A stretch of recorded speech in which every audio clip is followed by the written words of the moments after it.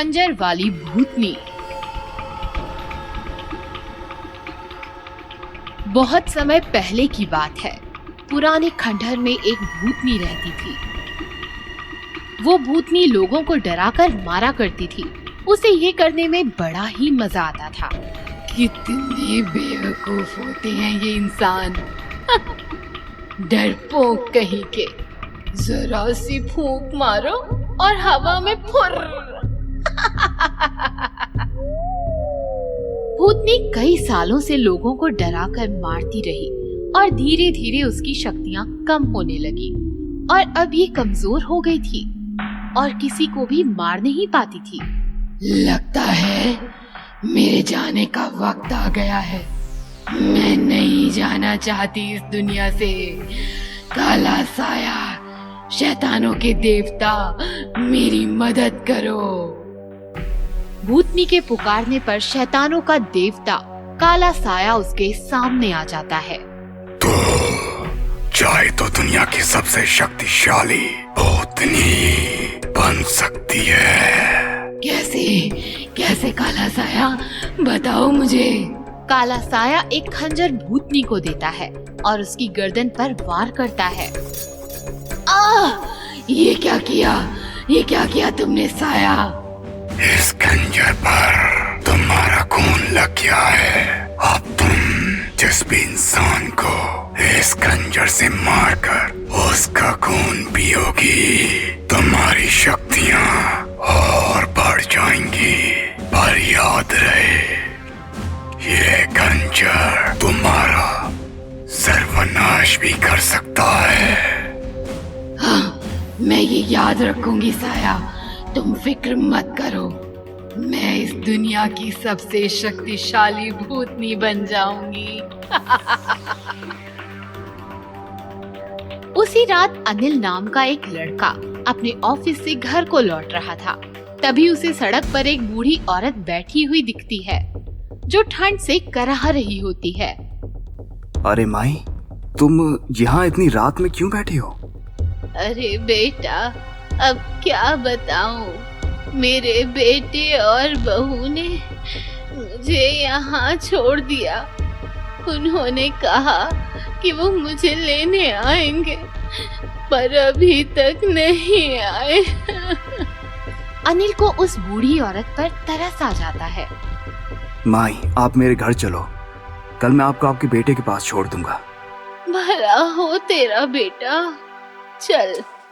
अनिल उस बूढ़ी औरत को अपने घर लाता है और दरवाजा बंद करता है।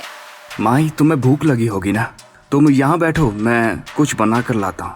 बूढ़ी औरत जो झुककर खड़ी थी एकदम से सीधी खड़ी हो जाती है और एक बड़ी ही भयानक आवाज में कहती है, भूख? भूख तो लगी है बेटा, पर मैं खाना नहीं खाऊंगी। मैं पीऊंगी तेरा खून। वो औरत एक खून पीने वाली चुड़ैल बन जाती है। उसके हाथ में एक खंजर होता है। वो उस खंजर से अनिल की गर्दन पर वार करती है और उसका सारा खून पी जाती है। अब मैं बन जाऊंगी और भी शक्तिशाली। वो भूतनी अपने अगले शिकार को ढूंढने के लिए निकल जाती है। कुछ देर बाद घर में अनिल का भाई विजय उसकी लाश देखता है और रोने लगता है। ये जिसने भी किया है, मैं उससे जरूर बदला लूंगा भैया। एक के बाद एक कई मौतें होने लगी और वो खून पीने वाली चुड़ैल का कहर पूरे शहर में बढ़ गया। सभी उसे खंजर वाली चुड़ैल के नाम से जानने लगे। वो भेष बदलकर लोगों से मदद मांगती। मेरी मदद करो, मुझे मेरे घर पहुंचा दो। हाँ माँ जी, चलिए। माँ जी, यहाँ तो कोई घर नहीं है। यहाँ तो आगे जंगल है घना। जंगल है तभी तो तेरा खून मजे से पी पाऊंगी। भूतनी अपने भयानक रूप में आ जाती है और उस औरत के गले पर वार करके उसका सारा खून पी जाती है और अपनी शक्तियों को और बढ़ाती है। शहर में अब कोई किसी की मदद करने से पहले 10 बार सोचता था। किसे पता कब खंजर वाली रूप बदलकर वार कर दे। विजय को यकीन हो जाता है कि उसके भाई का खून भी खंजर वाली ने ही किया है। वो एक बाबा के पास जाता है और इस समस्या का हल पूछता है। बाबा अपनी तांत्रिक विद्या से भूतनी के बारे में पता लगाते हैं।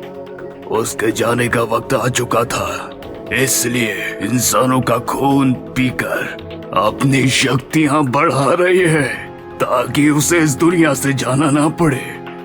बाबा, इसका कोई तो इलाज होगा।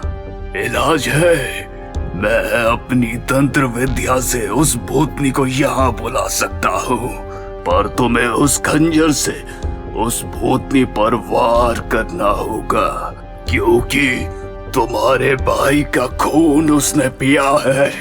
बाबा अपनी तांत्रिक विद्या से उस भूतनी को बुलाते हैं। क्यों रे बाबा, तू कब से इतना ज्ञानी हो गया जो मुझ जैसी शक्तिशाली भूतनी को बुलाने की हिम्मत कर ली? जानता नहीं कि मैं कौन हूँ? देख, तेरी मदद करने के लिए ही मैंने तुझे यहाँ बुलाया है। मदद? कैसी मदद? मुझे इस लड़के का मृत शरीर चाहिए जिसमें खून की एक बूंद भी ना हो। मैं तंत्र विद्या के लिए इसके शरीर का इस्तेमाल करना चाहता हूँ, इसलिए तुझे यहाँ बुलाया ताकि तू इसका सारा खून पी जाए। बहुत अच्छा काम किया बाबा तूने। आज मुझे कोई मेहनत नहीं करनी पड़ेगी। विजय आंखें बंद कर जमीन पर पड़ा होता है।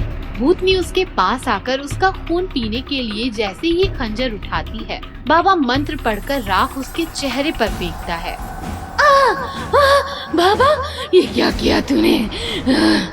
बच्चे, ये क्या किया तूने? विजय भूतनी से खंजर छीनकर उसके गले पर वार करता है और भूतनी के शरीर से जितने भी लोगों का खून पिया था सब बहने लगता है और वो भस्म हो जाती है। इसी तरह विजय बाबा के साथ मिलकर अपने भाई की मौत का बदला ले लेता है।